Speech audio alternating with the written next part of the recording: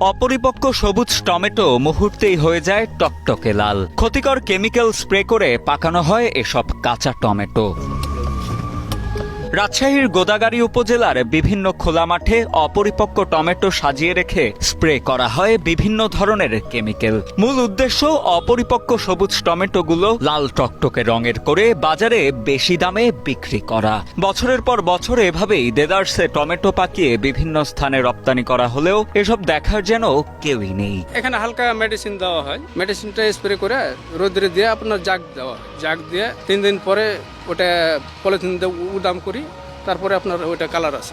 না কোনো ক্ষতির পরিমাণ কিছুই নাই, আমরা তো নিজেরা খাই লিছি, ছেলে পিলে তো নিজে খাই লিছে। মানবদেহের জন্য ক্ষতিকর এসব রাসায়নিকের স্বাস্থ্য ঝুঁকি নিয়ে কৃষিবিদ ও গবেষকরা শঙ্কা প্রকাশ করলেও চাষিদের দাবি হাইব্রিড জাতের এই টমেটো গাছে পাকে না বলেই অপরিপক্ক টমেটো তুলে কেমিক্যাল স্প্রে করে সেগুলো পাকান তারা। ক্ষতির কিছুই নেই এসব কেমিক্যালে। কেউ 12 দিনে তুলে, কেউ 14 দিনে তুলে, কেউ 10 দিনে তুলে। তোলার পরে তখন মেল করে রোদ খাইয়ে দিলে, এক ফিরা মেডিসিন মেরে দিয়ে আবার ঢেকে দিলে। কেউ চারা দিয়ে ঢাকে, আর কেউ এমনি ছিঁড়ে দেয়। আবার 3-4 দিন পরে ফের আবার মেল করে দিলে, ডাল আস্তে আস্তে পাকবে। যায় ক্ষতি থাকলে তো সরকারি মনে করতো। এটা ঢাকা যায়, চিটাং যায়।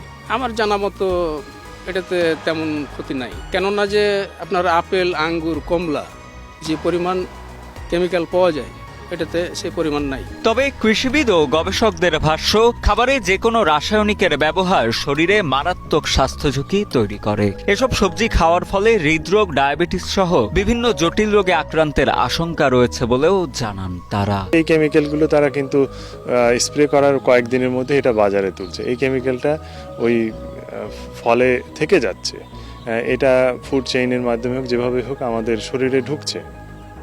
আর যে রাইপেনিং এজেন্ট আছে, এগুলো অনুমোদিত রাইপেনিং এজেন্টগুলো তেমন একটা স্বাস্থ্য ঝুঁকি নাই এবং অনুমোদিত মাত্রায় ব্যবহার করলে ক্ষতি হয় না। কিন্তু অননুমোদিত যে কেমিক্যালগুলো আছে সেগুলো ব্যবহার করলে এটা স্বাস্থ্য ঝুঁকি থাকে।